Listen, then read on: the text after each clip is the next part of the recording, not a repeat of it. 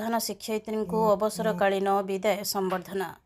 डुंगरीपाली राधाकृष्ण बालिका उच्च विद्यालय प्रधान शिक्षयित्री अंजलि पंडा आज चाकरी अवसर ग्रहण करिसेंती। से 33 वर्ष धरी उच्च विद्यालय प्रधान शिक्षयित्री भाव कार्य करि आसुथिले।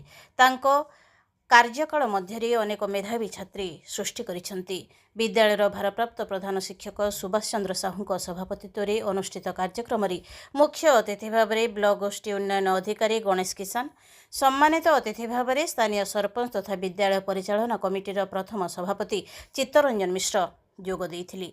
अन्यमानक मध्यरे प्रतिष्ठाता संपादिका विजयलक्ष्मी साहू, वर्तमान संपादक धर्मेन्द्र विश्वाल, डुंगरीपाली उच्च विद्यालयर अवसरप्राप्त प्रधान शिक्षक लक्ष्मीधर नायक, शिक्षक प्राणबंधु होता, पवित्र गोर्तिया, गधापाली उच्च विद्यालयर प्रधान शिक्षक सदानंद प्रधान, डुंगरीपाली उच्च विद्यालयर प्रधान शिक्षक चंदन मेहेर मंचासीन थिले। हिंदी